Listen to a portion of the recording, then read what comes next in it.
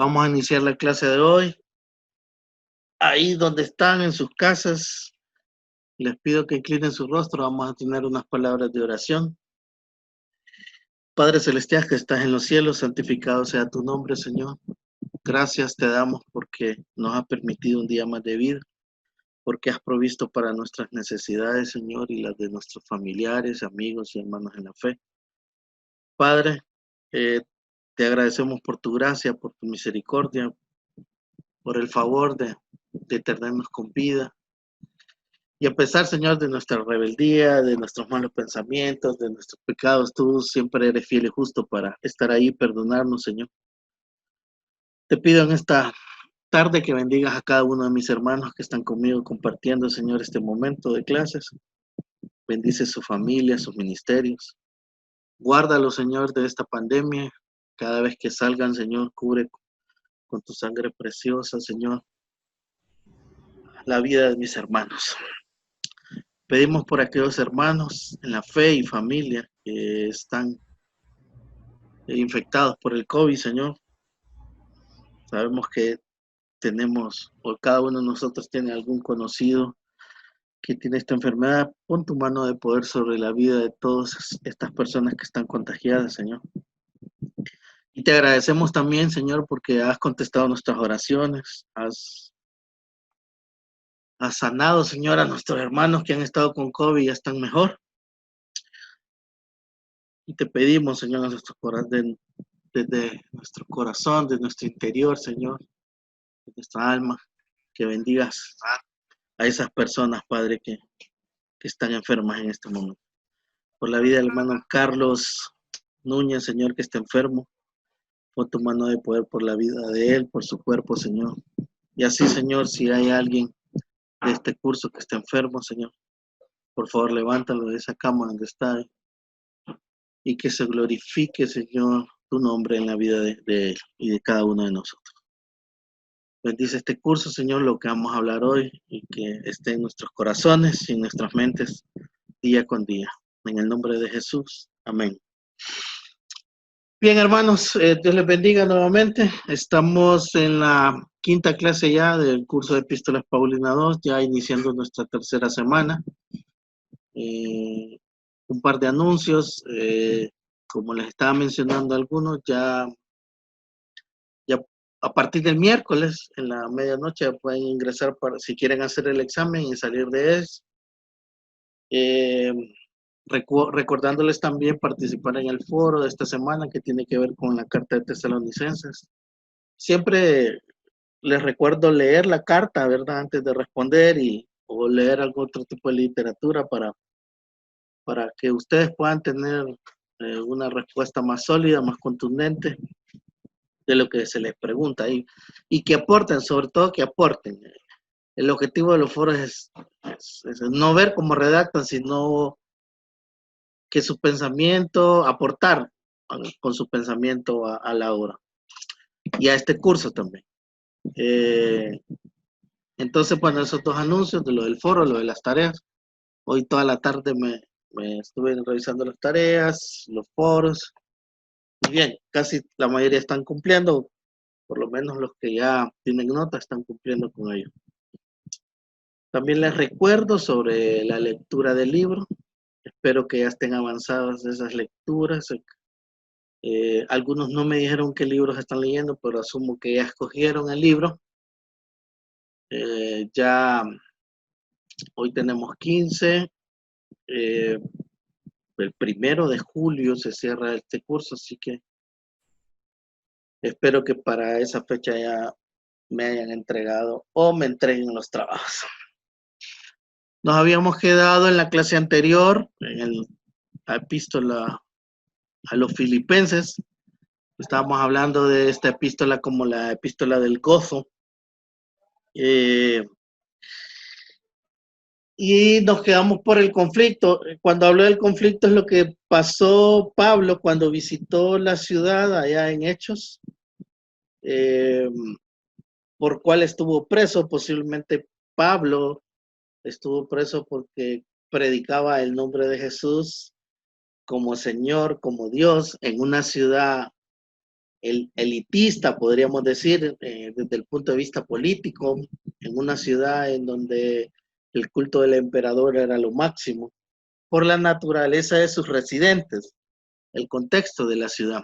Entonces el culto al emperador, recuerden que se hacía pasar por Dios, el emperador, Dios y Señor, y entonces esto le permite a alguna gente en la comunidad explotar a los demás a través de la religión. Que eso no es nuevo, ¿verdad? Lo vemos inclusive desde el Antiguo Testamento. Pablo actúa en contra de esto y a favor de los marginados y desposeídos. Esto ya es una relectura de la carta. Y esto lo hace en el nombre de Jesús, Pablo. En una carta, y se nota en la carta donde también se anuncia esta buena noticia de liberación. Y Pablo lo está haciendo allá en Hechos. La carta a los filipenses entonces pone en claro este nombre por el cual los oprimidos son liberados. Es el nombre de Jesús. El conflicto que yace en el contexto de Hechos, cuando él está encarcelado, que tiene que ver con lo que hace Pablo en la comunidad donde hay una liberación de una joven poseída, una joven que está siendo explotada, y lo que les mencioné, la proclamación del nombre de Jesús como Señor, un título que era para el emperador. Para el emperador.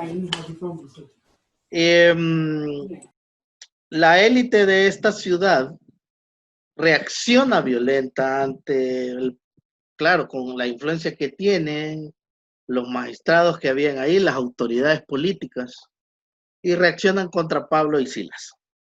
Y eso está descrito ahí en Hechos. Entonces, Hechos nos muestra, claro, esto es antes de que él escriba esta carta. Hechos nos muestra que al llegar Pablo a Filipos, se está introduciendo ya el evangelio dentro del continente europeo en el siglo I, y donde se predica las buenas nuevas de salvación.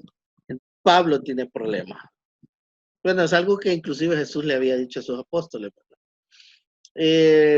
Pablo aprovecha que la ciudad tenía una estructura organizacional bien establecida. Esto es importante porque dentro de la ciudad de Filipo, por su naturaleza, al conocerse como la pequeña Roma, las personas residentes ahí no necesitaban ir inclusive a la Gran Roma para algún tipo de intervención política o por algún tipo de adquirir una nacionalidad, por ejemplo. Al reunirse, bueno, yo les mencioné la clase anterior que posiblemente en esta comunidad no había una sinagoga, pero sí habían devotas de origen judío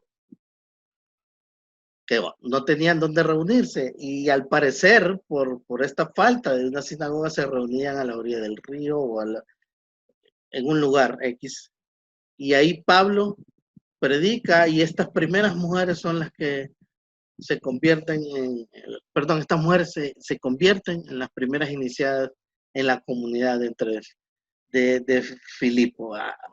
Se menciona a dos personas, por ejemplo, Evodia y Sintique.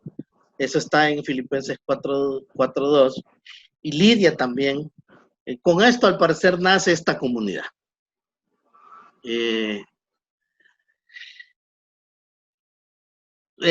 Algo que caracteriza la carta, sobre todo lo menciona, es este tema de la ciudadanía romana versus la ciudadanía del cielo. ¿Por qué la ciudadanía romana? Por el contexto de la carta, por el contexto de la ciudad. Filipenses 1:27 habla que, por ejemplo, los exhorta a comportarse como es digno del evangelio. Y esto es en un sentido casi irónico, porque no les está diciendo no se comporten como es digno de un ciudadano de Roma, sino como es digno del evangelio. En el otro pasaje, en el 3:20, les recuerda también que la ciudadanía no está en la tierra, la ciudadanía está en los cielos. posiblemente ya los que están en la comunidad cuando Pablo escribe, pues su arraigo social político les hacía creer que lo más importante era esa ciudadanía terrenal, esa que daba Roma, que daba vivir en la ciudad de Filipo. En el otro versículo 4:3 habla de que los nombres de los verdaderos creyentes están inscritos, por ejemplo, no en los registros romanos, sino están escritos en el libro de la vida. Entonces es como un contraste, ¿va?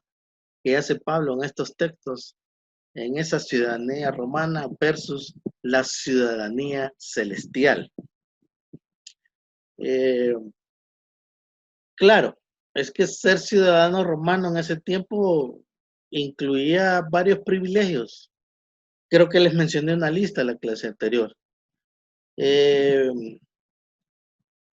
Por ejemplo, el derecho al voto, la extensión de ciertos impuestos, algún tipo de protecciones legales. Aunque en ocasiones Roma extendía la ciudadanía sin derecho al voto, sobre todo a los residentes de ciertas ciudades bien lejanas del imperio. Los antiguos códigos legales, por ejemplo, no procuraban ni aún en teoría alcanzar la igualdad ante la ley.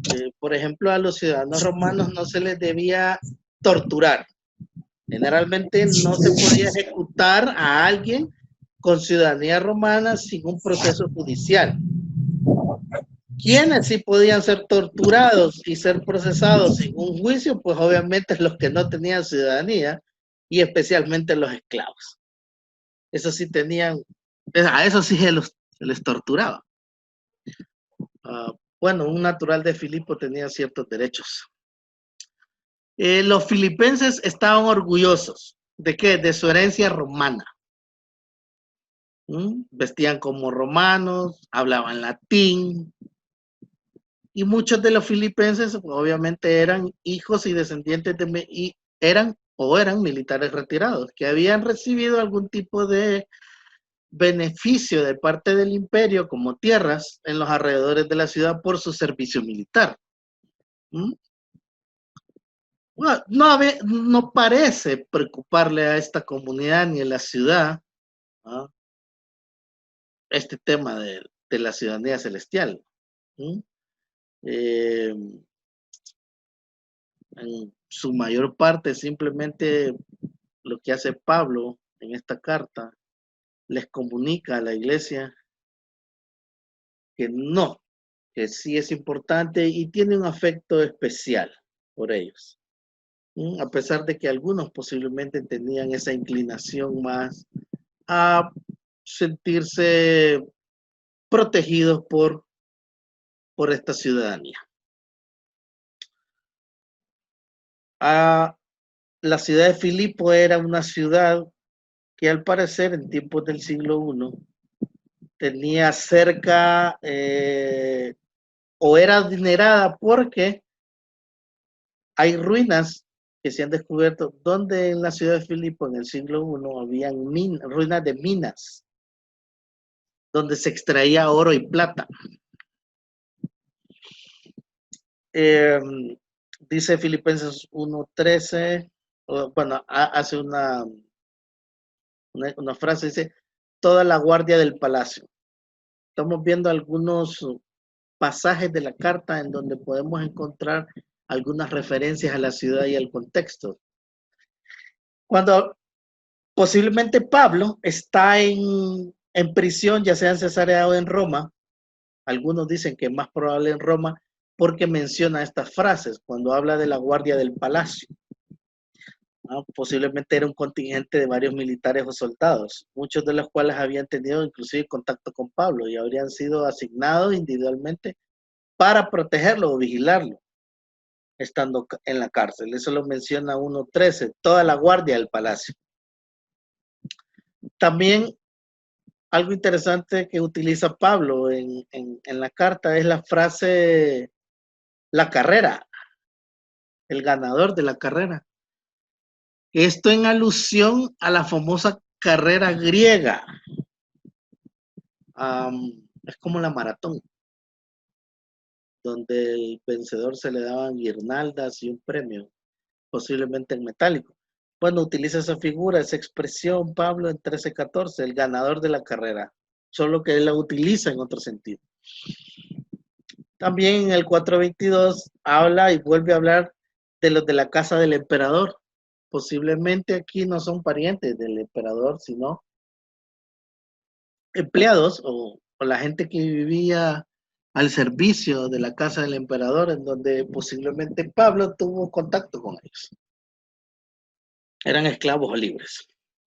Y entonces utiliza todo este tipo de expresiones. Eso nos ayuda a entender cierta manera o en cierta parte algunos pasajes de la carta y sobre el contexto, ¿verdad? Sobre lo que pudo haber dicho Pablo en ese entonces. La ciudad de Filipo, o las cartas de los filipenses, perdón, la mayoría casi está de acuerdo en su totalidad en que fue escrita por Pablo. Uno de ellos es Clemente. De hecho, hay una carta de Clemente Romano. Es un libro post Nuevo Testamento. No hay la crítica, ahí sí casi no está de acuerdo, entre ellos no se ponen de acuerdo en el sentido de quién escribió la carta, pero la mayoría, tanto la tradición como la crítica, concluyen en que sí, Pablo pudo haber escrito esta carta. Esta carta es muy personal también, muy personal en el sentido que el sentimiento que refleja del que escribe, en este caso Pablo, y su pensamiento hacia la comunidad. Hay otro tema interesante en esta carta, y es el tema de la kenosis. Hay un himno famoso ahí, Filipenses 2, del 6 al 11. Muchos estudiantes y muchos eruditos afirman de que este es un himno. Kenosis significa vaciamiento. En teología se mira ese término, esa terminología, kenosis. Es el vaciamiento de la propia voluntad para llegar a ser completamente receptivos a la voluntad de Dios. Posiblemente este himno, Pablo lo utiliza, pero ya andaba circulando en las comunidades del siglo I. Posiblemente fue creado y reeditado por la comunidad. Ahora, eso no significa que Pablo no pudo haber tenido la capacidad o la iluminación para escribirlo, ¿va?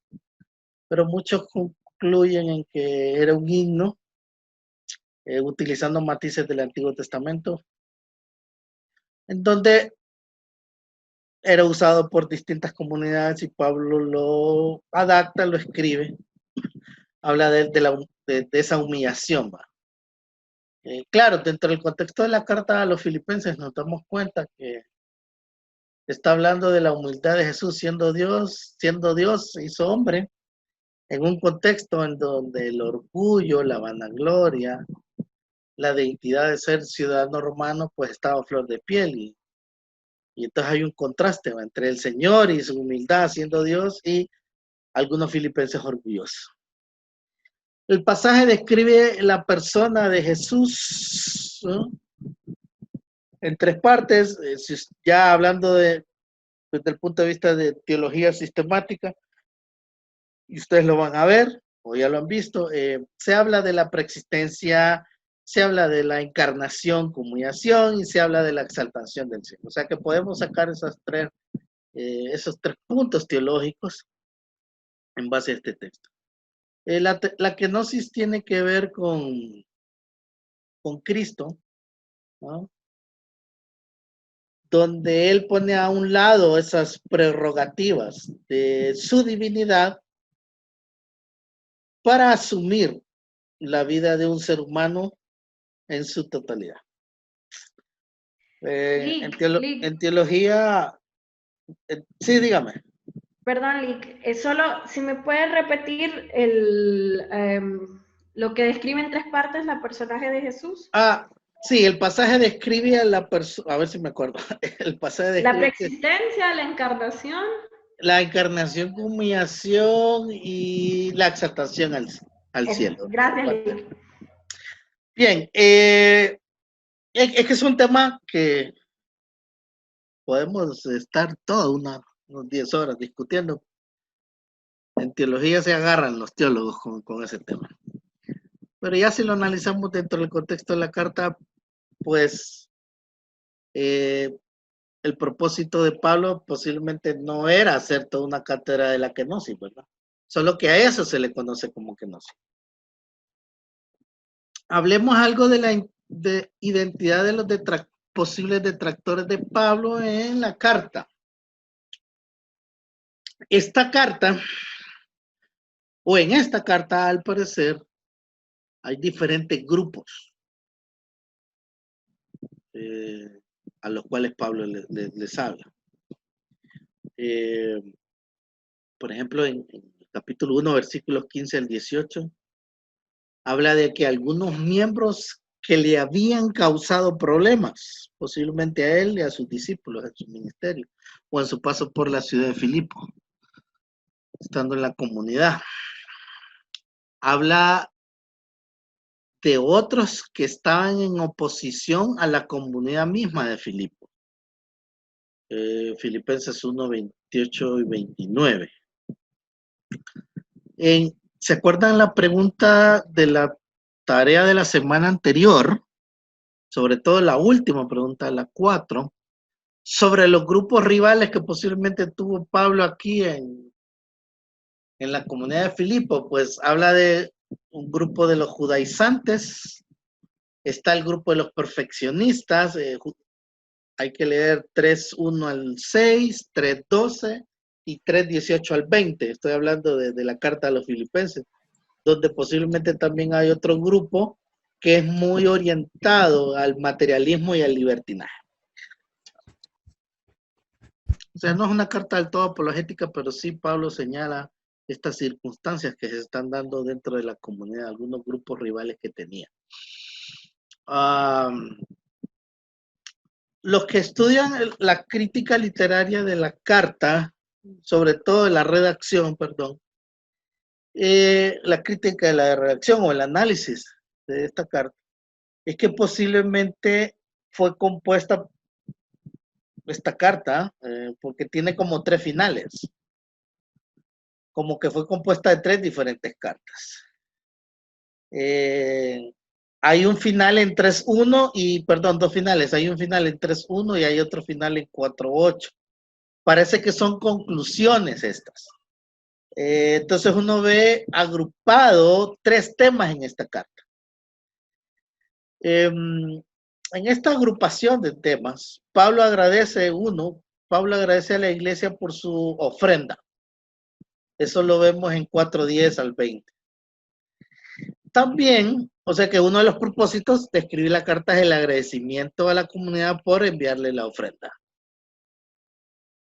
También Pablo advierte contra los que causan divisiones, estos grupos que ya describimos. Y eso lo podemos encontrar del 1:2 al 3:1. Lo podemos encontrar en el capítulo 4, versículos del 4 al 7 y 4:21 al 23. Ahí podemos encontrar esas advertencias a las divisiones de la iglesia. Y otro tema en estos finales hay como una confrontación contra falsos maestros. Del 3:2 hasta el 4:3 y en el capítulo 4, versículos 8 y 9. Podemos encontrar referencias a esto. Algunos propósitos antes de los propósitos, no obstante la unidad de la carta, se puede defender que no son 2 cartas o 3, sino que es una sola, en donde el contenido varía. Como que Pablo toca varios temas, concluye y vuelve a tocar. Al final no hay mucha fuerza en esto de los eruditos que piensan que Filipenses fue compuesta de 3 cartas diferentes, ¿va? Y pues hay, al parecer, 2 finales dentro de la misma. Los propósitos de la carta a los filipenses. Bueno, hay varios. Uno es dar gracias por la ofrenda. Pablo recibe una ofrenda y les escribe esta carta. En esta misma acción de gracias notifica sobre la condición de Epafrodito, al cual la comunidad le envía el dinero a Pablo. También él escribe porque Timoteo los va a visitar y que reciban a Timoteo. En ese mensaje que envía Pablo con Timoteo a los de Filipo, les menciona la intención de querer ir a verlos, habla de su encarcelamiento, y ahí donde nos vemos en aquel versículo famoso, a Filipenses 4:13. La mayoría que contestó esa pregunta, bueno, quiero decir que casi todas andan en sintonía con ese texto, ¿no? Porque ha sido un texto bien famoso, que a veces hasta utilizado como muletía, ¿va? Todo lo puedo en Cristo que me fortalece. Pero cuando nosotros estudiamos el contexto de la carta, nos damos cuenta que las palabras quieren decir otra cosa. Eso no significa que todo lo podemos en Cristo que nos fortalece. Pablo habla de la condición de su encarcelamiento. También insta a la comunidad, a estar unida, a tener esa misma fe. Y también contra las enseñanzas destructivas del judaísmo. Un resumen del contenido de Filipenses, versículos del 1 al 2. Bueno, Pablo hace un saludo, algo extenso. Aquí habla de obispos, habla de diáconos. Y el saludo típico, gracia y paz. La fórmula paulina para el saludo. También ora, en gratitud por la fidelidad de los hermanos de Filipo. Por ejemplo, espera que continúen siendo perfeccionados, ¿verdad? Hasta el día del Señor. En esta perícopa habla de reconocer la participación de ellos en sus tribulaciones, en las tribulaciones que Pablo estaba sufriendo, y anhela ver el fruto de la justicia de ellos mismos. Eso lo describe en esos primeros 11 versículos.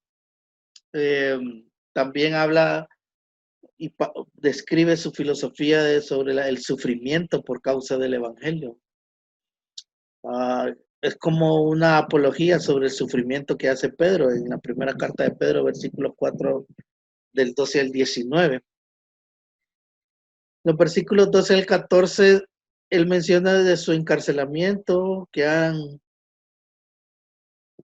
ha redundado para el avance del Evangelio, ¿verdad? Este encarcelamiento como que le da fuerzas para ese avance del Evangelio. Habla de sus enemigos que también han causado el avance del Evangelio. Y entonces Pablo no quiere como que traer vergüenza a causa del Evangelio. Entonces escribe con estos propósitos que acabamos de ver de esta carta. Luego en la siguiente perícopa Pablo habla del sufrimiento como parte de la vida cristiana. Y habla de que venga lo que venga, muerte o vida, dice, todo es ganancia en Cristo. Bueno, palabras bien fuertes de significado. Él confía en que será liberado de la cárcel y que va a seguir su ministerio. Inclusive anima a los filipenses a estar firmes en contra de aquellos que se oponen a la predicación del Evangelio. Ya en el capítulo 2, amonesta una vida de servicio en humildad y pone el gran ejemplo y el modelo del himno cristológico del 2 del 5 al 11. Esa es la perícopa del himno, en donde dice que Jesús se humilló tomando forma de hombre, siendo Dios, ¿verdad? Pablo también muestra el triunfo de Jesús por causa de ese vaciamiento o ese despojo, lo que llamamos kenosis. Y no dice que Jesús se despojó de su divinidad, de ser Dios. Se despojó en tomar limitaciones humanas. Su humillación resulta más bien para una glorificación. Entonces, desafía, a los de Filipo a tomar su santificación con toda seriedad. no a los de Efesios, sino a los de Filipo. Ya en el 3, él habla de una advertencia contra los judaizantes. Inclusive los identifica bien fuertes. Cuando ustedes leen versículo 1 al 3, algunas traducciones dicen como perros y malos obreros. Pablo considera sus credenciales aquí del judaísmo como basura, comparada con la excelencia de Cristo, bien fuerte. Este lenguaje que utiliza aquí el escritor Pablo en estos pasajes. Su confianza está basada sobre la fe en Cristo Jesús y nada más. Los anima también a ocuparse de su salvación, a los de Filipo, para ser luminares irreprensibles en el mundo. Y ahí habla de los enemigos de Cristo que son destructivos, y habla y apunta a una transformación futura completa por parte del cristiano. Ya en el último capítulo, Pablo entonces insta a los de Filipo a que se regocijen en todas las cosas. Aquí habla de dos mujeres que deben resolver un problema y restaurar la unidad entre ellas, Evodia y Síntique. Habla de que los creyentes deben confiar en Dios en todo, que los filipenses deben perseguir la excelencia de todas las cosas. Y ya en los últimos versículos del capítulo 4, pues habla de regocijarse por el sostén económico y hace unas palabras de bendición final. Bien, aquí la conclusión de la carta a los filipenses. Una o dos participaciones para continuar con el siguiente tema. ¿Alguien que quiere aportar, hacer alguna conclusión a este tema de la carta a los filipenses? Maestro, Dígame. Yo pienso que al estar él encarcelado, ¿verdad? Los filipenses, al recibir su carta, quizás pensaron de que él les iba a contar las desdichas que él estaba experimentando estando en exilio. Correcto. Pero me imagino que para ellos fue de una especial noticia al escucharles que él no solamente se encuentra motivado, sino que los motiva a ellos a que se regocijen en el Señor siempre, ¿verdad? Y yo creo que cuando una persona recibe de otra persona que está pasando por momentos de dificultad y recibe palabras de aliento, pues yo creo que se identifica y de alguna manera pues recibe confort de parte de Dios por las palabras de la persona que sufre, porque me parece haber escuchado una frase que es aquella persona que sufre la que puede tener unas palabras de aliento a las personas que necesitan, ¿verdad? Amén. Sí, es como algo contradictorio, ¿verdad? Es como cuando usted va a visitar a alguien en un hospital o a la cárcel y más bien usted sale bendecido.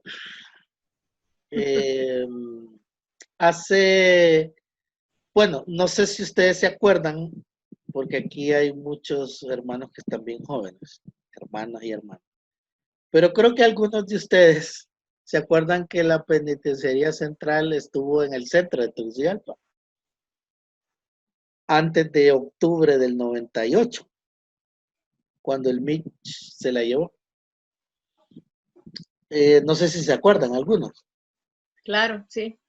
En el año 1997, cuando ustedes todavía estaban niños, pero yo ya no. Ese año nací yo, Lick. No le creo, pucha. Tan viejo estoy, ¿verdad? Bueno, en el 97, o 96 creo, fuimos con un grupo que se llamaba el Grupo Redención, un grupo cristiano que tuvo su paso por su éxito musical cristiano en esa época. Y fuimos con un grupo de norteamericanos, una brigada evangelística de la PC, y nos permitieron Primera vez que entraba yo a la PC tenía 19 años. Y entonces entramos a la PC. En aquel entonces, los que conocieron la penitenciaría central del centro, había una pequeña iglesia cuyas medidas creo que eran de 4x4 o 4x5. Y bueno, yo emocionado, y le estoy contando mi experiencia personal, ¿verdad? Yo emocionado, hermanos y hermanas, porque, pucha, vamos a bendecir a esta gente. Y entonces me acuerdo que se llenó, hermanos, esa pequeña iglesia de privados de libertad, con la gente que íbamos. Y se le dio la participación a un pastor de ahí, que estaba privado de libertad, y al grupo musical de ahí también. Y como dicen en mi pueblo, fue un cultazo, hermano. Fue espectacular la presencia del Señor en esa reunión. Hubo muchos convertidos ahí. Y entonces pero los que dieron todo eran los privados de libertad, fíjense, porque el que predicó y el que cantó después eran de ahí. Y como es, nosotros los que fuimos, y fue un testimonio propio, particular después que compartimos la visita, que realmente la bendición fue para nosotros, hermano. Fue para nosotros los que fuimos, fíjense. Nosotros íbamos con la intención de bendecir. Un poco lo que estaba hablando el hermano Joaquín, ¿verdad? Que posiblemente los de Filipo estaban esperando una carta de Pablo con sus penalidades. Y al contrario, él habla del gozo. Habla de que no importa la situación en la que estemos, nosotros tenemos que saber sobrevivir a las circunstancias y no perder el gozo. Y no perder esa idea, ese principio que en Cristo nosotros somos uno y todo lo cual. Así como me imagino más de algunos de ustedes tienen historias similares, en donde personas en situaciones difíciles, a las cuales nosotros vemos, visitamos y queremos acompañar, y pretendemos bendecir, realmente salimos bendecidos por la fortaleza espiritual de ese tipo de personas. Amén. Hermano, Diga. me gustaría también resaltar de nuevo el grupo de personas a las que Pablo escribe, que nos queda bastante claro siempre cuando escuchamos sobre judaizantes y libertinos, también sobre herejes ocultistas que hablan de ángeles y de otras deidades. Pero en esta carta, él escribe a los perfeccionistas. Sí.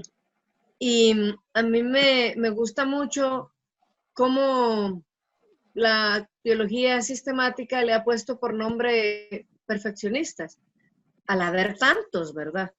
Porque en nuestras iglesias les llaman religiosos, o también les llaman débiles, o les llaman débiles en la fe. Sí. Yo en lo personal, muy para mí y para mi círculo íntimo, digo inmisericordes, gente sin misericordia.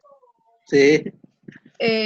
Pero estudiando la carta me doy cuenta por lo que Pablo dice, que dice que yo no soy perfecto todavía, pero una cosa hago y es que prosigo a la meta. Correcto. Entonces, en el contexto de los filipenses, estas personas, usted sabe cómo decían los romanos, que en donde estaba el águila, no era el águila lo que era el emperador mismo, era sí, Dios. Sí, y para ellos era la gloria de Roma, la gloria del imperio, la gloria de la gente era correcto. Esa presencia. O sea, ellos hablaban de gloria. Entonces, cuando él les llama, estas personas tenían que salir, y me encanta ese himno a Cristo, esa humillación y exaltación, porque es exactamente lo que ellos tienen que hacer a su manera. Y como usted contó su historia con los hermanos de la prisión, no sé si es la misma iglesia de Prisioneros de Esperanza, que los conozco. No me acuerdo, hermana Erika, pero... Ay, hermano, pero esa gente lo deja uno ministrado y quebrantado en el suelo. Olvídese. Es tremendo. Yo solo me acuerdo que cantamos himnos o coritos de Maranata, ese famoso grupo. Sí. En la PC el conjunto era de cuerdas, pero habían llevado una batería y un órgano. Puch. Belleza. Es que todo, sí, belleza. Mire, Entonces, pues a mí, perdón, personalmente, con el respecto a esta carta, Dios me ha ayudado tanto porque hubo un momento en mi vida en el que el Señor me fue llevando y me fue enseñando con la palabra y me fue llevando Él mismo a dejar muchas cosas que eran mi gloria. Trabajo, profesión, deporte, un capital social importante, grupos de personas, bueno, casi todo. Y yo lloraba, pasé como 3 años llorando poco a poco, fui soltando mis glorias. Tuve que cerrar mi empresa y todo esto, y el Señor me decía, pero el Hijo del Hombre no tuvo ni dónde recostar su cabeza. Y donde me remató del todo, y aunque yo lloraba, ya no le preguntaba nada, es cuando Él dijo, porque el Hijo del Hombre no tuvo el ser semejante a Dios como cosa digna que aferrarse, sino que se despojó de todo por amor, ¿verdad? Entonces, por amor a mí. Entonces, yo, por amor a Él, para poder caminar un camino más recto, más íntegro, también tuve que despojarme de muchísimas cosas, pero exageradamente cantidad de cosas. Y yo me quejaba de esto. Entonces, estas personas que vivían bajo la gloria de ser romanos, ¿verdad? Bajo ese estado de confort, comodidad y seguridad, era muy, muy pertinente, muy bien hecha. Lo que pasa es que es tan sutil, Pablo, en esta carta, es tan sutil, que él habla de que la gloria está en soltar la gloria. Ahí está la exaltación. Esta carta creo y los perfeccionistas, perdón, ¿verdad? Para no ser tan falto de misericordia, que no le pidamos a alguien que está en una situación X o Y. Mire, usted me tiene pensativo con eso de los hermanos misioneros predicando en países musulmanes en donde los hombres son polígamos y tienen 7 esposas. Sí. ¿Cómo llevar el evangelio y cómo esperar a que el Espíritu Santo haga la obra en ellos y no llegar y decir, tire a la porra a estas mujeres con todos sus hijos? Eso es ser perfeccionista. La carta, hermanos y hermanas, creo que apela a ser humildes. Yo no sé si han leído, la mayoría de ustedes, sobre la Segunda Guerra Mundial, sobre el nazismo. Algo que lleva a Hitler a crear el partido nazi o a hacerse con el poder tiene que ver con un nacionalismo bien arraigado. Posiblemente estos de Filipo tenían un nacionalismo bien arraigado, en donde Roma era todo para ellos. Y claro, Pablo apela a ese himno, ¿verdad? Y obviamente da una especie de bofetada a los cristianos. Claro, no es tan agresivo en sus palabras, es muy diplomático cuando escribe, pero cuando él habla de Cristo en el versículo 2, del 2 al 11, en donde siendo Dios, dice, o sea, imagínense al emperador bajarse a ese nivel y caminar con la Vox Populi, ¿verdad? Entonces, nos llama poderosamente la atención este tema pastoral acerca de la carta, el tema de ser humildes, el tema de, bueno, no hay que ser como aquellos, los que terminaban la carrera, la maratón, pues eran famosos, una vez que ganaban la carrera, se levantaban en hombros, le ponían la famosa guirnalda, esa guirnalda de los Césares, ¿verdad? Me imagino que los ganadores, wow, era un éxtasis y un orgullo ganar la maratón. Daniel. Dígame. Daniel, yo tengo una pregunta. Sí. Ese concepto del siervo sufriente que lo vemos desde el Antiguo Testamento. Correcto. En Isaías y todo. Lo que yo veo tal vez es que Pablo hace una relectura, porque el siervo sufriente era Israel, ¿verdad? Allá era Israel.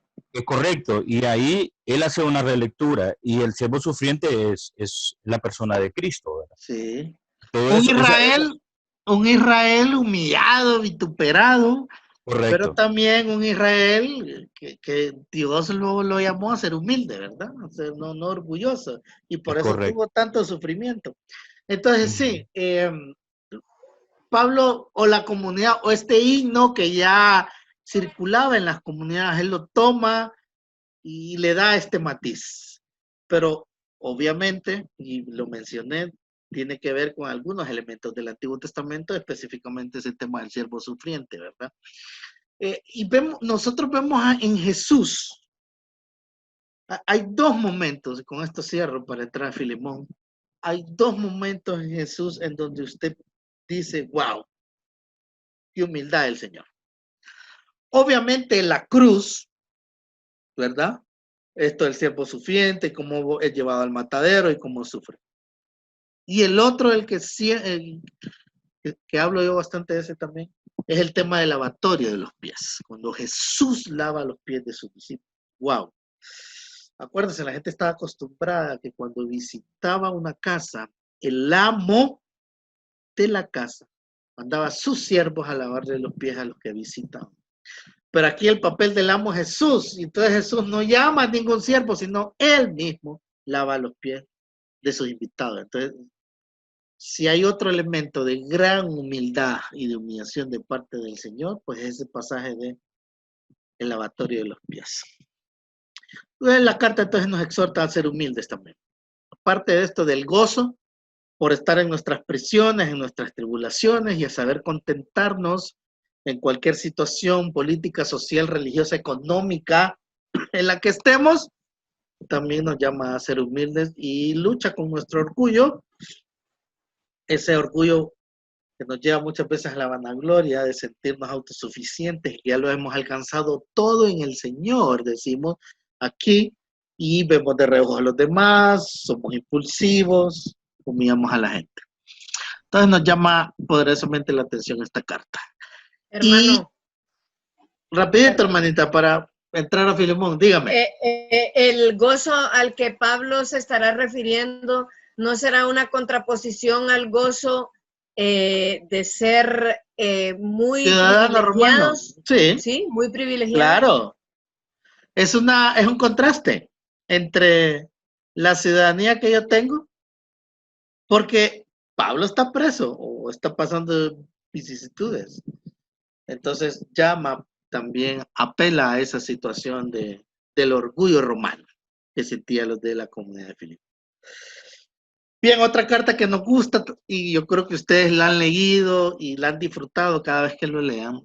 Y es una carta bien chiquita, 20 y tantos versículos, que se pierde entre que termina Segunda de Timoteo y Santiago, ¿verdad? O Hebreos. Creo que en esos dos libros está la epístola de Pablo a Filemón. Algunos enseñan esta carta dentro del canon de las epístolas pastorales. Otras, entonces, se van más por el contenido de la carta, más pastoral posiblemente, y otros por las circunstancias de Pablo en la cárcel, entonces la catalogan dentro del canon de las epístolas de la prisión.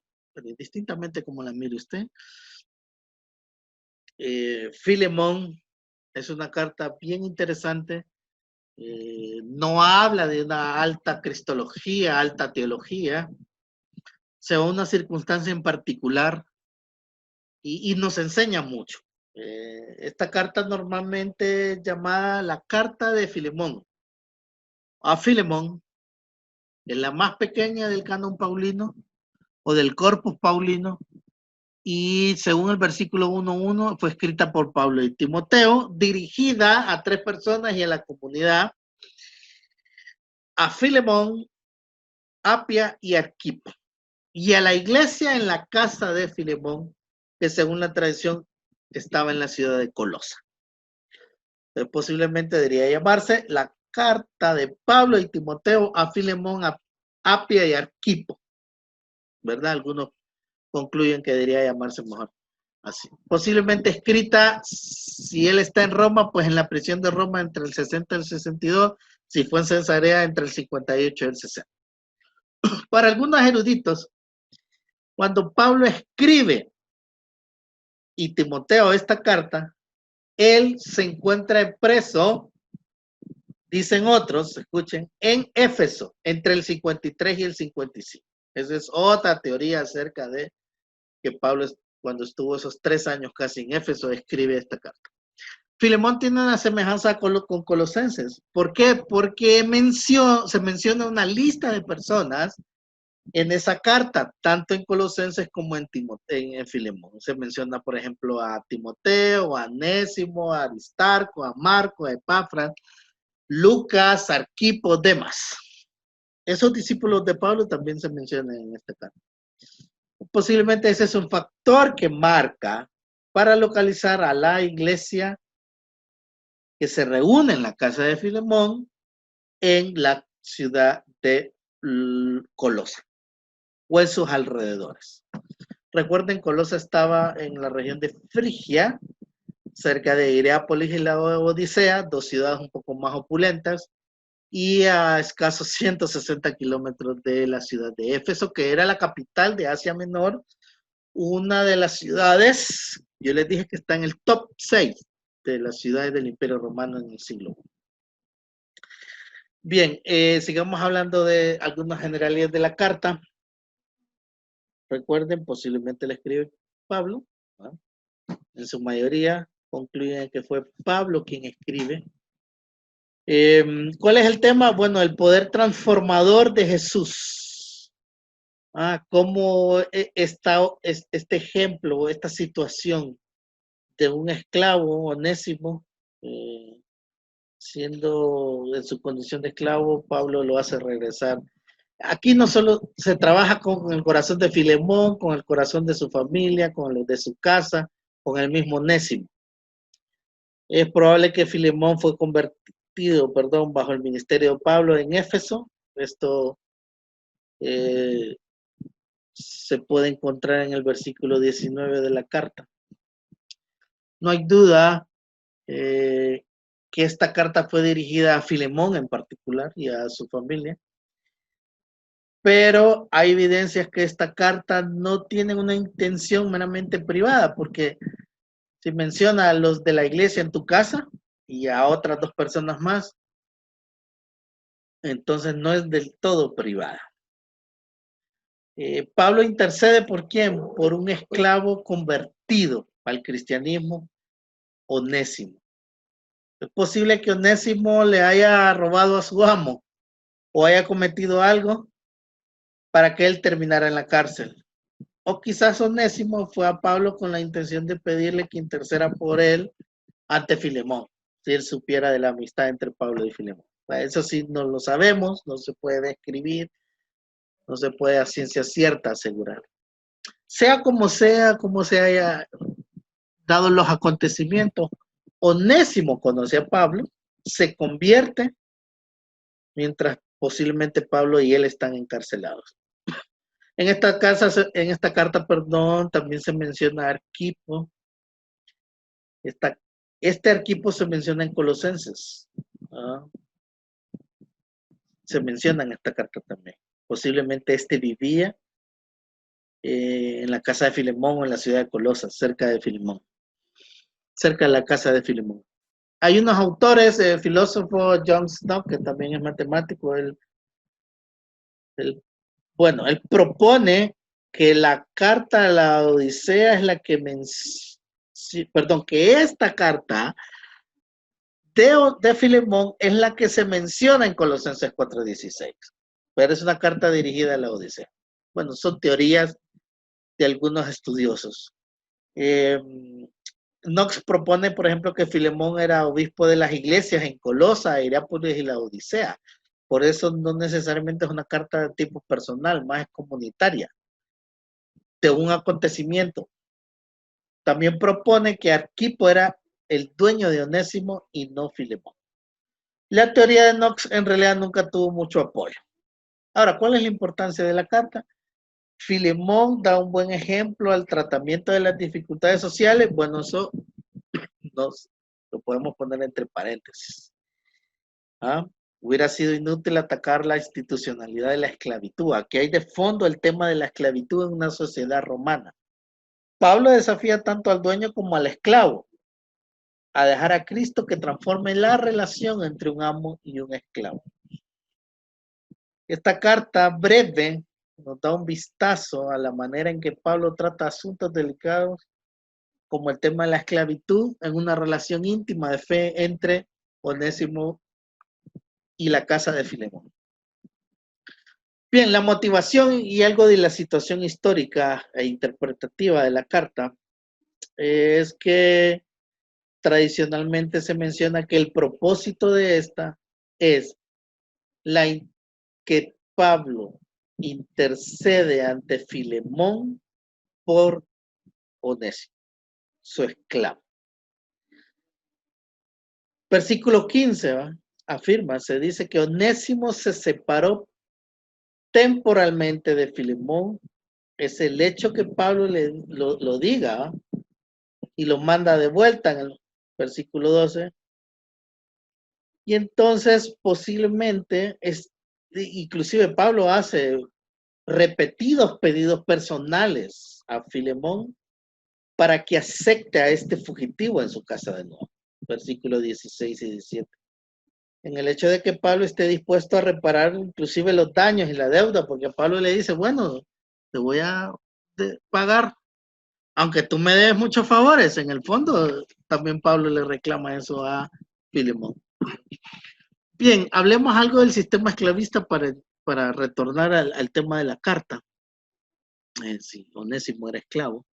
Bueno, en una sociedad donde el sistema económico se basaba en cuántos esclavos tengo. ¿Alguien se consideraba adinerado, hermanos y hermanas, si poseía más de 100 esclavos? Aunque el promedio de una clase media baja era, o sea, hablando de una clase privilegiada, una clase romana, eran de 1 a 10 esclavos. Pero el que tenía 100 ya tenía una posición económica alta. En la antigüedad, la huida, por ejemplo, hablando del sistema esclavista romano, cuando un esclavo huía, o una esclava, este solo tenía 2 caminos y era atrapado. O torturado o hecho muerto. Bueno, a veces había que pensarlo, ¿verdad? Porque una oveja o un ganado, una cabeza de ganado, pues era más valiosa que un esclavo en ese tiempo. Si los capturaban, entonces no tenían ningún tipo de derecho a ser juzgados. La ley romana no aplicaba a ellos. Para un proceso jurídico, por ejemplo, como liberarlo. O sea, no podía alegar maltrato físico al esclavo ante la ley romana. El Estado, más bien, ayudaba al amo a capturar al fugitivo. O sea que más bien les ayudaba al Estado, a los propietarios de esclavos. Los propietarios de esclavos sabían los lugares donde se refugiaban los fugitivos. Habían lugares, así como en el Antiguo Testamento, habían lugares altos, creo que menciona la Biblia, ciudades de refugio. ¿Se acuerdan de las ciudades de refugio en el Antiguo Testamento? Pues habían también lugares de refugio para los esclavos en tiempos de los romanos. Sobre todo en lugares sagrados, como templos, o inclusive sinagogas, o algún tipo de asilo donde se les daba abrigo y refugio a los esclavos, a un fugitivo esclavo. Aunque el fugitivo podía pedir clemencia y libertad ante sus señores, era poco probable que lo hacía, pero si este esclavo, y esto es interesante, si este esclavo conseguía algún amigo del dueño de él para que intercediera por él, posiblemente recibiría el favor del amo. Parecido a lo que ocurre en la carta. Si alguien ofrecía asilo al fugitivo, esta persona tenía que pagar el precio por el esclavo al propietario. En este caso, entonces, posiblemente Pablo también pudo haber comprado a Onésimo. Si éste le pidió que intercediera por él ante Filemón. Rompiendo con el estatuto de la esclavitud, Pablo provoca a Filemón, que hasta ahora está acostumbrado a ver la esclavitud por la ventana del Imperio Romano. Esta es una lección, como les digo, no solo a Filemón ni a los de su casa, sino a la comunidad de Colosa, a los cristianos, favorecidos por el sistema esclavista. Un esclavo era considerado como una res. En latín res, traducido como cosa. Aquí, si ustedes buscan en la etimología en el diccionario moderno, algunos traducen res del árabe ras, pero el árabe ras se traduce vaca, cabeza de ganado, pero el latín traduce cosa. La muerte de un esclavo era vista como pérdida de poco valor. A veces, como les digo, costaba más una cabeza de ganado o una oveja que un esclavo. ¿Dónde se encontraban los esclavos? Pues en el mercado, ahí se vendían como mercancía, así como que usted va a comprar una tienda de ropa, zapatos, verduras. Bueno, así era la venta de los esclavos en tiempos del Imperio Romano. Usted puede ir a comprar los esclavos al mercado. Interesante, porque Pablo afirma que como esclavo Onésimo era inútil, algo de lo cual Filemón tenía que deshacerse. La afirmación es audaz, pues toda la economía del imperio, acuérdense, se basaba en la mano de obra barata. Hay una estadística que algunos escritores del tiempo del siglo I mencionan, y es que 2/3 de la población mundial, o de la población dentro de los confines del Imperio Romano, era esclavo. O sea que de 3 personas, 2 eran esclavos. Al decir que Onésimo como esclavo era inútil, tanto para Filemón como para Pablo, se declara absurdo el estatus de la esclavitud. Esta carta pareciera que atenta en contra de ese sistema esclavista. Bien, ya entrando en la carta, se puede desglosar en 5 partes. El saludo, las acciones de gracia e intercesión por Onésimo, el corazón de la carta, la parte medular de ella, versículo, la perícopa de 8 al 20, una conclusión y los saludos finales del 23 al 25. Ahora algo que quiero que miremos esta gráfica aquí, esta estructura. Cuando usted lee la carta así, se da cuenta,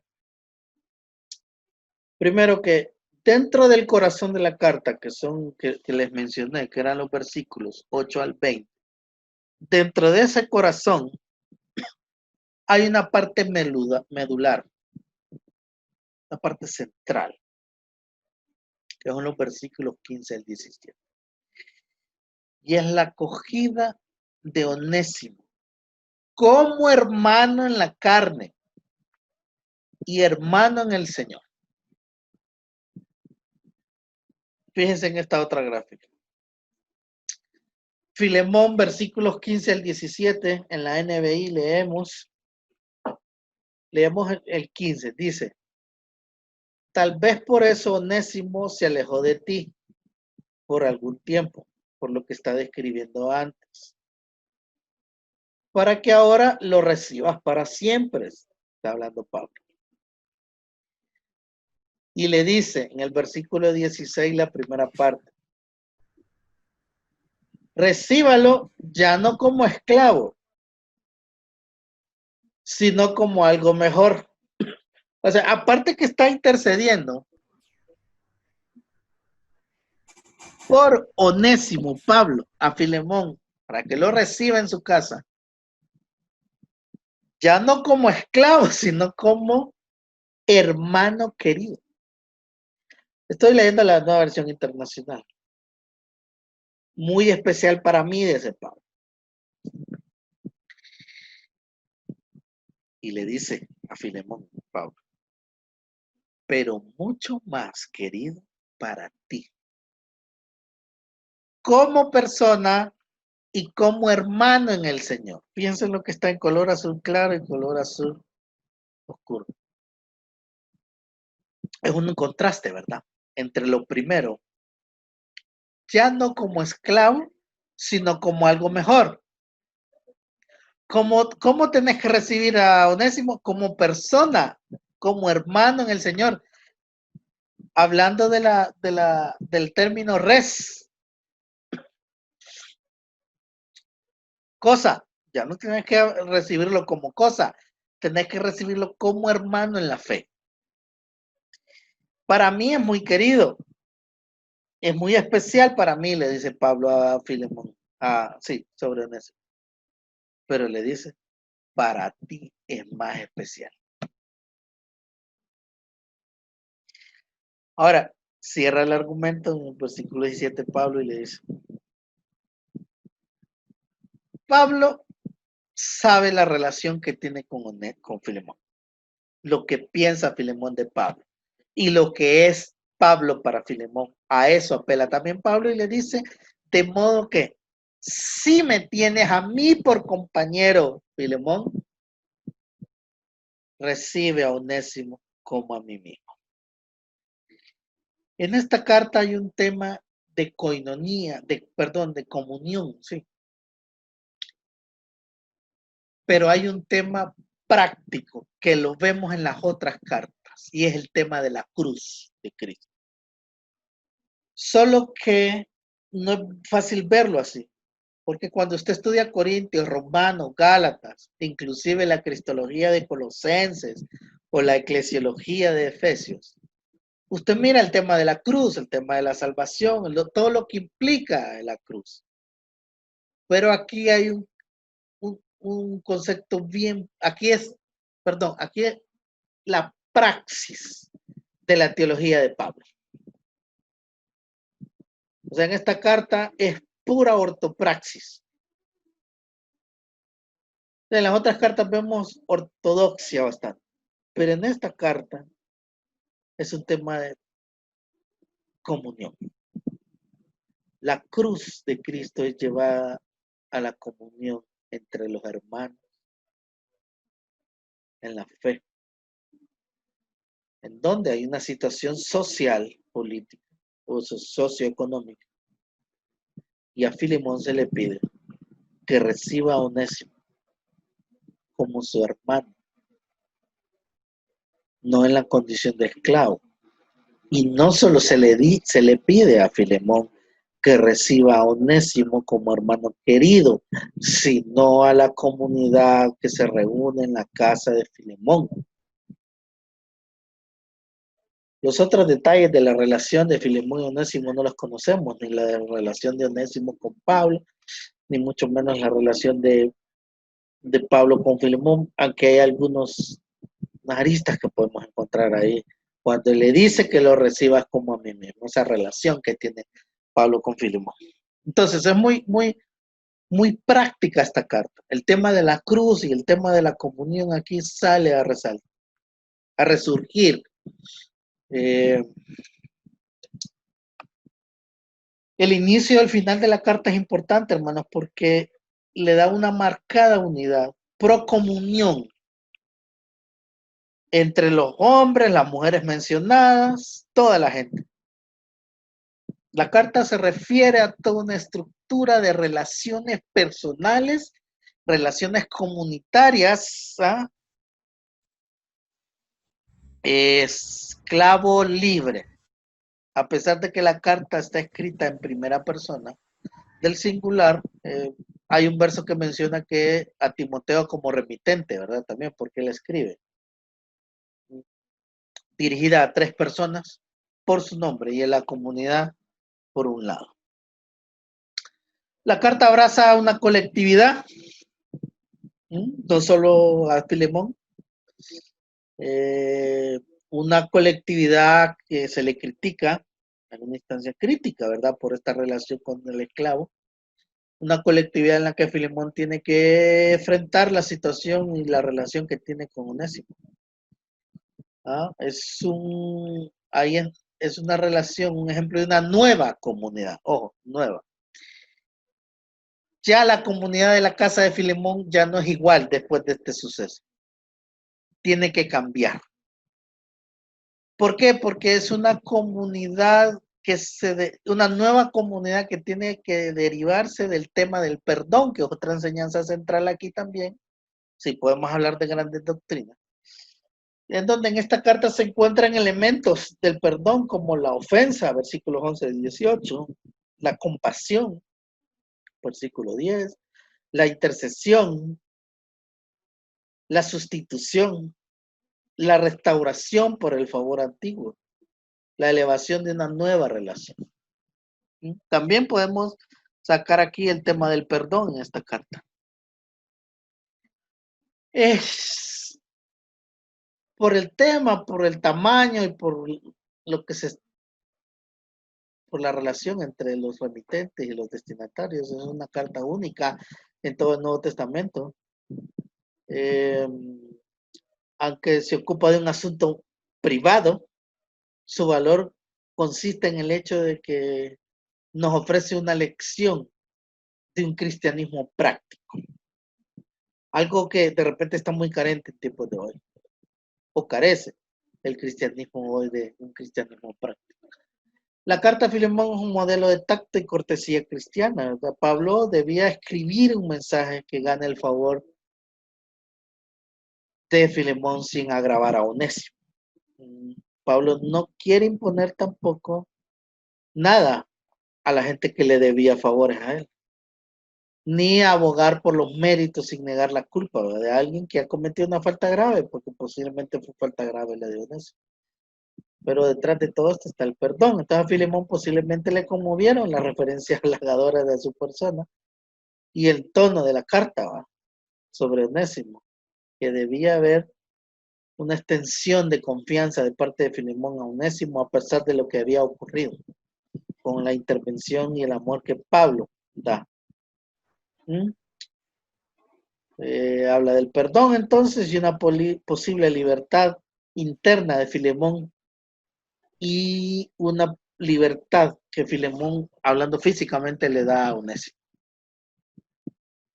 Es una de las raras excepciones en el Nuevo Testamento en que Pablo se introduce como apóstol de Jesucristo, sino más bien él habla como prisionero en Cristo.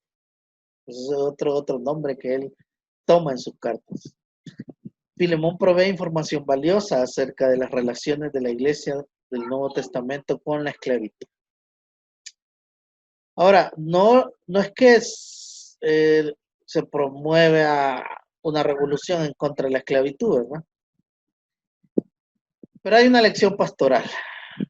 Bueno, enfatiza la igualdad espiritual entre el amo y el siervo. No es que se promueva la condena, sino que se regula la vida de piedad.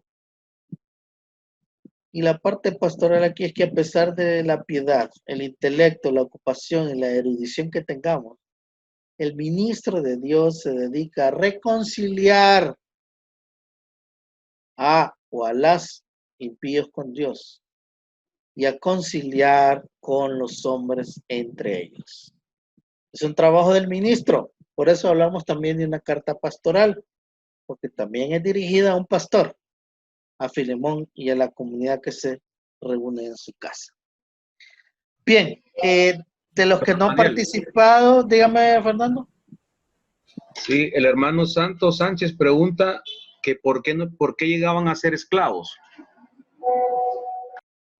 Bueno, acuérdese que estaban bajo el yugo romano y la fuerza del imperio romano pues obligaba a todas las ciudades conquistadas o a hacerse vasallos o a morir a través de la espada. Y entonces el sistema esclavista, que no era nuevo, eso es desde la antigüedad, en donde es una cuestión del el más fuerte contra el más débil. Sumisión contra la opresión. Entonces el sistema esclavista caracterizaba la parte económica social del Imperio Romano. Entre más esclavos tenía, más poder. Y usted me podría decir, bueno, más de algún esclavo se tuvo que haber liberado, ¿verdad? Pero las mentes débiles y los espíritus débiles y cobardes, pues se someten ante el yugo. ¿Alguien más? De los que no han participado, ya estamos por concluir la clase de hoy. ¿Alguien quiere aportar? Hermano, perdone si abuso, pero fíjese que esta fórmula paulina de en Cristo, que el mismo Señor predica y que el Nuevo Testamento dice que en Cristo se cumple toda la ley. Si nosotros vamos a Deuteronomio 15, creo que es, donde se habla sobre los esclavos, el tratamiento y la liberación de los esclavos, el Señor le dice a Israel que cuando esa es una relación de ley para Israel, pero ese es el pensamiento de Dios para la administración de los hombres y del pueblo, en medio, superando los esquemas político-económicos y apelando a la misericordia y a la igualdad entre los hombres. Y tratándolos como hermanos, porque habían hebreos, judíos, que eran también esclavos de otros judíos por deudas y por otras razones. Entonces, en esta porción de Deuteronomio, que si la leemos así rápidamente, pues lo que pasa es que dice que si un esclavo llega al tiempo de que le ha cumplido los 6 años trabajando por la mitad de su salario y no quiere irse porque le va mejor, se siente apegado a la casa de su amo, entonces tú, dice, tomarás una lesna y contra la pared, que es un madero, perdón, contra el dintel de la puerta, que es un madero, horadarás su oreja, saldrá sangre, es un pacto, y ya será tu siervo para siempre. Pero porque él quiere. Cuando uno estudia la historia del pueblo judío y sus costumbres y se adentra un poco en esa área, hay muchas evidencias históricas de que hay siervos hebreos que amaban servir a su Señor. Amaban vivir bajo el patrocinio y bajo la tutela de grandes señores judíos porque eran buenos, porque les iba bien, porque comían, porque tenían mucha misericordia de sus siervos. Y salían de esa égida y ellos iban a sufrir siendo nadies. Entonces, esta es como una figura traída a través de la cruz de Cristo a una nueva comunidad, porque la ley no fue dada para ser más duro, sino era la misericordia de Dios, pero los hombres la trastocaron. Entonces, está Pablo, siendo judío y entendido en la ley, trayendo la ley a través de Cristo para ser aplicada entre cualquiera de nosotros, porque ya hemos sido injertados en el pueblo de Dios y somos pueblo de Dios, para permitirle, bueno, en ese esquema de prisión, servir como lo mismo de la otra legua, de caminar la otra legua, pero ya no por obligación, ya no porque tú me compraste o porque yo te debo, sino porque yo te quiero, porque yo te amo y porque quiero perseverar en una unidad como hermanos, porque quiero. Sí, ¿alguien más quiere participar? ¿Quiere dar sus conclusiones para cerrar? ¿O quiere Daniel, ampliar lo que dice la hermana? Dígame, hermana. también algo que puedo ver en esta carta es, bueno, Pablo anteriormente dice, sed imitadores de mí, ¿verdad? Y aquí yo puedo ver una parte del carácter de Pablo, de que además de preocuparse por la parte doctrinal, él también se interesa por las relaciones interpersonales de los creyentes, porque en esta carta, él es un mediador. Pablo sirve de mediador para la reconciliación entre el esclavo y su amo, ¿verdad? Y da las pautas de cómo hacerlo, ¿verdad? Entonces, creo que se puede ver una parte del corazón de Pablo, realmente, cómo él se interesaba de una manera integral por sus ovejas, por los creyentes de la iglesia. Amén. ¿Alguien más? ¿Quiere compartir sus conclusiones, lo que ha observado, lo que ha estudiado de la carta? Esta pequeña carta. Parece que, no sé si, si tuvo problemas de canon, Filemón. A ver, ¿alguien más? Vamos, hermanos, compartan sus ideas, sus impresiones. Yo sé que ya se quieren ir. Bien, nadie. Vamos a cerrar con esto. Hola. Sí, diga. Amado, yo quería compartir algo que acerca de lo que estuve leyendo en la carta a Filemón y que han estado tocando, que se han estado enfocando en ese punto y yo estoy muy de acuerdo, me gusta mucho el punto, en el que Pablo trataba, no sé si, es que no sé cómo, si utilizar esta palabra, pero de alguna manera como abolir la esclavitud, porque esto lo repite y se enfoca en eso en el libro de Colosenses también. No sé cómo explicarlo, fíjense. Lo que se le venga a la mente, hermana. Quiere tratar este punto. Él, en el libro de Colosenses les decía, amos, haced lo que es justo y recto con vuestros siervos, sabiendo que vosotros también tenéis un amo en los cielos, les decía. A las personas que también, siervos, obedecen a todos vuestros amos terrenales, era, si no decir que ya no existiera la esclavitud, sí tratar ese punto, no desapareciéndolo políticamente, pero sí que se tratara la esencia de la esclavitud. Y lo hace constantemente, nada más que aquí lo empieza a hacer desde el ministerio. Lo hace, aquí se enfoca con el ministerio, aquí lo hace a través del ministerio, no políticamente. Y este es uno de los puntos que a mí más me gusta de esta carta. Otra de las cosas que a raíz de toda esta situación que nosotros estamos viendo y que en estos días que he estado estudiando estas cartas, he visto cómo la iglesia las comunidades eclesiales no es como nosotros lo conocemos ahora, sino que se enfocaban en las casas. Y es un punto que es bonito rescatarlo para este tiempo en el que nosotros estamos pasando. Otra de las cosas que a mí me gusta de Pablo, en cuanto específicamente en esta carta, es que las prisiones no son un sinónimo de no poder ejercer acciones. Las prisiones no significan no hacer nada. La prisión a él no lo ató. Siempre intervino, siempre fue un medio para que no solo sus consiervos, sus hermanos, su familia en Cristo, siempre trató con ellos, no importando la situación que él estuviese, que en este caso era de prisión, que era lo que nos enseñaba en la carta de Efesios, la unificación todos como un solo cuerpo en Cristo. Aunque son varios miembros en el cuerpo, somos uno solo. Otra de las cosas que a mí me gustaba ahí era que les mostraba de alguna u otra manera que la vida espiritual no debe de ser una y la del cuerpo, la secular otra. Deben ser una sola en Cristo. De lo contrario sería como la herejía que se presentaba en Colosa cuando se decía que lo del espíritu era bueno y lo de lo material, lo de la carne era malo. No se podía separar una cosa de la otra. Así un poquito rápido, y disculpen que me introduje. No, gracias.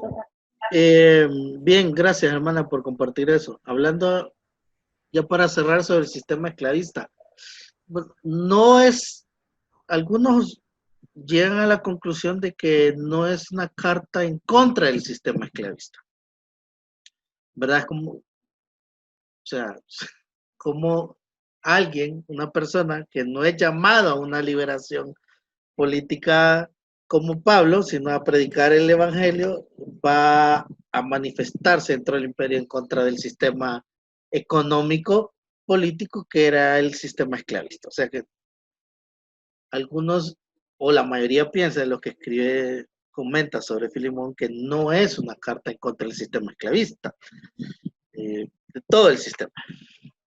Y a diferencia de lo del Antiguo Testamento, en donde sí hay alguna política que la ley no deja por un lado, lo de la esclavitud que se da por herencia o por deuda.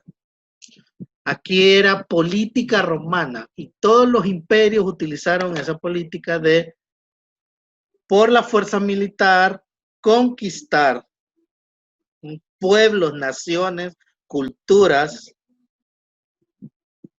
y hacer esclavos a todos esos oprimidos.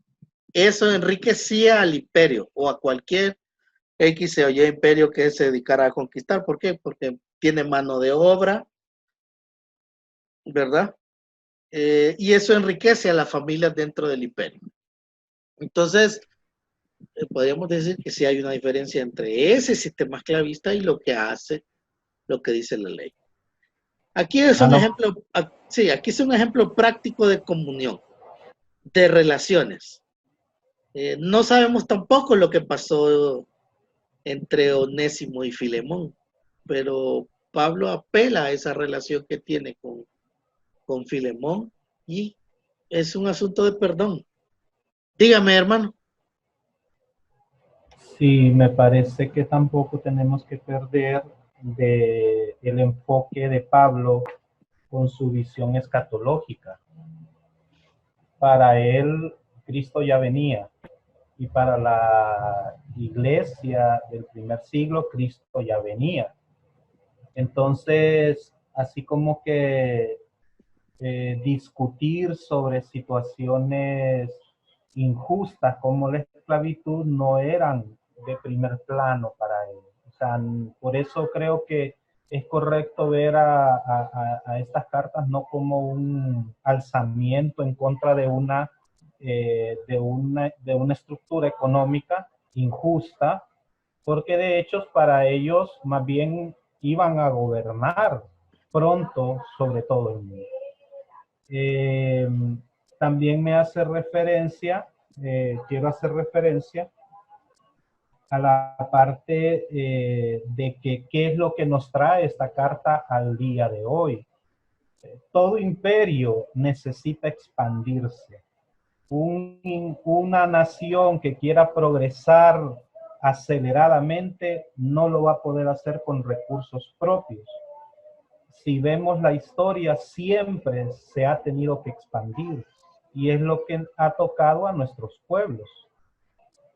Pueblos que han sido avasallados y si a la verdad no tenemos cadenas, sí tenemos bastantes dificultades y bastantes limitaciones al punto de que no podemos ir a cualquier parte del mundo si no es con una visa. O sea, nosotros somos ciudadanos en el mundo de segunda categoría. Usted no puede entrar a Estados Unidos solo con su pasaporte, pero ellos sí pueden entrar a Honduras solo con su pasaporte. Quiere decir que nosotros en el mundo somos vistos como de segunda o tercera categoría. Y también esclavos. Al punto, también es bueno tomar a referencia en estas cartas. Ok, no tengo esclavos, pero tengo una señora que me hace la limpieza en la casa. Tengo empleados. Hay una persona que me parquea el carro. ¿Cómo tratamos nosotros a esas personas?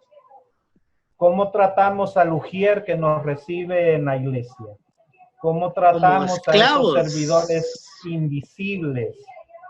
¿Verdad? ¿Cómo tratamos al maestro? Yo soy maestro, yo le puedo decir que a veces resiento mucho de que la crítica venga de personas que se suponen que conocen del Señor. Y no una crítica constructiva, una crítica que va a ver cómo me desarma y me destartala. Lamento conocer pastores que cómo predican del amor en un púlpito y se van a gritarle al maestro de una manera muy vergonzosa. Entonces, la cuestión no es tanto espiritualizar esto y divinizar o sea, siento yo que a veces nosotros hacemos con Pablo lo que hace la iglesia romana con María. Lo divinizamos, lo idealizamos, al punto de que Pablo era un santo, tan santo que ni un plato quebraba. La verdad que él tuvo sus errores, pero lo importante es lo que nos refleja en su carta y expurgar la palabra de Dios y qué me dice para mí en el aquí y en el ahora. Me gustó en una predicación no me gusta quitarle crédito al hermano Saldívar, que dijo, uno debe dar lo justo y si es posible, un poco más. Y cuando somos patrones, nos gusta repetir esas frases. Porque queremos que los empleados nos den. Pero ¿qué pasa como patrón? Yo estoy dando lo justo y estoy dando un poquito más. Como patrón, como dueño de una pulpería, ahorita se está dando, por ejemplo, y no me van a dejar mentir, hermanos, la usura. Y aún en cristianos que tienen pulperías, tienen supermercados, no ha subido nada, pero ellos la segunda semana del COVID ya tenían 5 o 6 lempiras más alto todo. Entonces, como que el aleluya y el amén se quedó en la iglesia y seguimos como en los tiempos de Cristo, donde el templo es todo, pero allá afuera hago lo que yo quiera.